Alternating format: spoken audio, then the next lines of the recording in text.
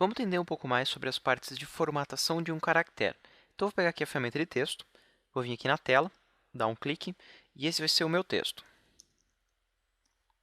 Agora, para alterar esse texto, eu tenho algumas opções diferentes.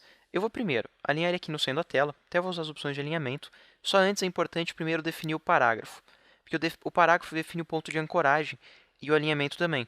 Então, já define aqui ó, que o ponto de ancoragem vai estar no centro do caractere, no centro do parágrafo, e daí você já alinha ele pelo centro da tela. Daí vai ficar tudo certinho. Então, sempre lembre primeiro o parágrafo, depois o alinhamento.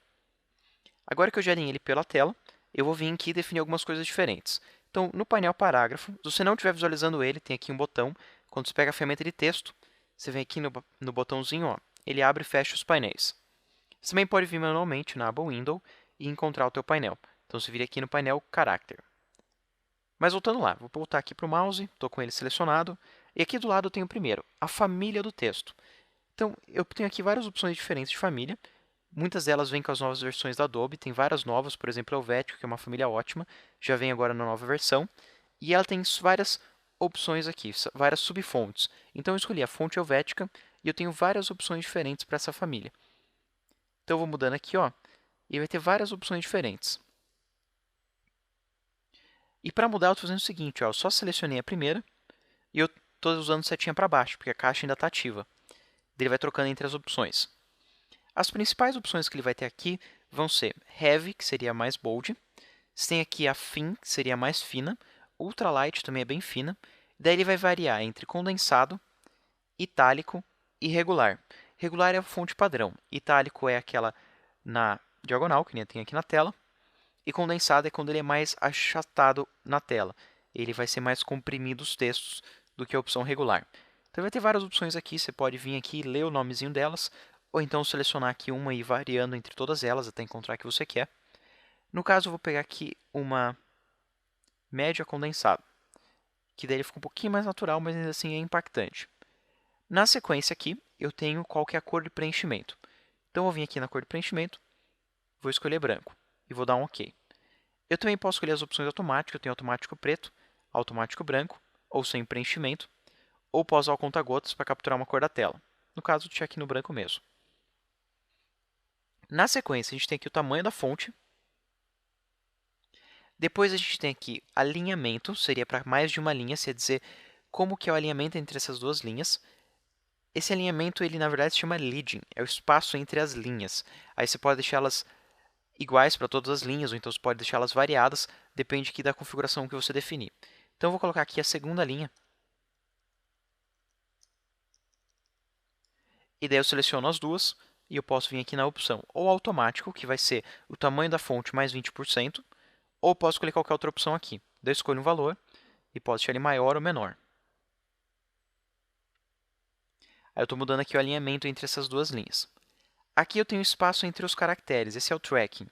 Ele é um espaçamento global para todos os caracteres.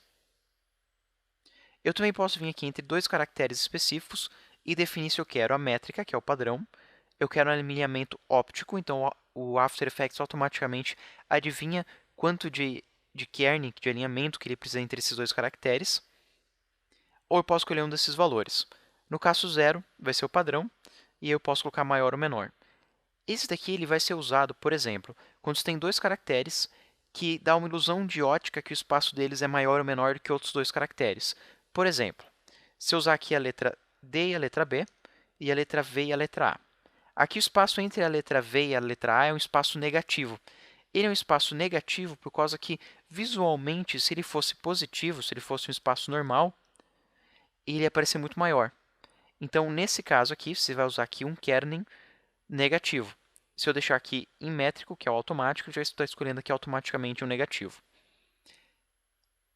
Eu vou deletar aqui esses 4 aqui e voltar aqui ao normal. Aqui embaixo eu tenho como aumentar a altura desse texto. Eu não recomendo, se você quer aqui um texto que ele seja mais comprido, você usa uma fonte mais condensada. Aqui eu posso deixar ele mais largo, daí eu usaria aqui uma fonte mais larga já automaticamente, ele já seria mais largo, e daí ele manter a proporção do design. Se eu faço isso manualmente, ele perde a proporção. Eu vou ter aqui, por exemplo, na letra T, que a parte superior da letra T é mais fina do que a parte aqui vertical. Isso porque eu estou verticalmente esticando, mas eu não estou esticando horizontalmente. Eu vou voltar aqui para 100%. Aí eu tenho aqui embaixo mais duas opções. Essa aqui vai ser o alinhamento com a base. Então, entre a linha do meu caractere, a linha do parágrafo, eu posso vir aqui subir e descer. Você vai usar ele normalmente para texto de caminho, quando você quer mudar ele o alinhamento entre o caminho e o texto, ou então quando você vai fazer o desenho de numeral. E daí você não tem isso no caractere. Você pega um caractere que não tem numeral, daí você vai diminuir o tamanho da fonte e vai subir aqui essa opção para ele ficar ali acima da linha. Eu vou deletar aqui. Aí eu tenho aqui mais uma opção, deixa eu selecionar aqui alguns caracteres. Aí nessa opção aqui eu tenho para ajustar o espaço entre eles. E aqui embaixo eu tenho mais algumas opções automáticas de selecionar todos os caracteres. Eu tenho aqui forçar bold, forçar itálico, tudo caixa alta só que como subscrito, daí ele vai usar aqui a fonte do caixa alto, mas deixar menorzinho.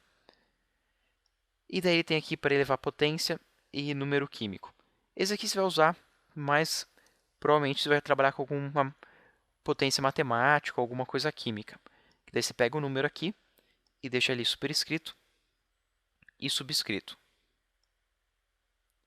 Eu vou deletar esses aqui. Selecionar aqui todos os meus caracteres, desligar essa opção. E o que eu quero fazer aqui é fazer algumas variações. Só que em vez de vir aqui nas opções, eu quero usar os atalhos pela dinâmica. Normalmente, quando você estiver usando tipografia, você não vai perder muito tempo indo aqui nas configurações, vai fazer mais pela tela, porque esse aqui é um resultado visual agradável, não tanto matemático. Então, o que eu quero aqui, por exemplo, a palavra grande eu vou colocar um pouquinho maior. O atalho para deixar maior é Ctrl, no Mac seria o Command, aqui no Windows vai ser Ctrl, o Shift e o sinal de maior. O sinal de maior não é o sinal de mais, é o sinal de maior, que é o que parece uma setinha. Então, eu vou deixar aqui grande e maior. Eu posso brincar aqui com a segunda linha também. Posso deixar ela aqui maior ou menor. Se eu quiser mudar o alinhamento, eu posso usar Alt para cima e vai subindo aqui o alinhamento das linhas. Se fosse aqui entre os caracteres, seria Alt para a esquerda e Alt para a direita. Vou selecionar todos eles e vou forçar aqui caixa alta, mas vou tirar o negrito. E pronto, já defini aqui como vai ser esse meu parágrafo.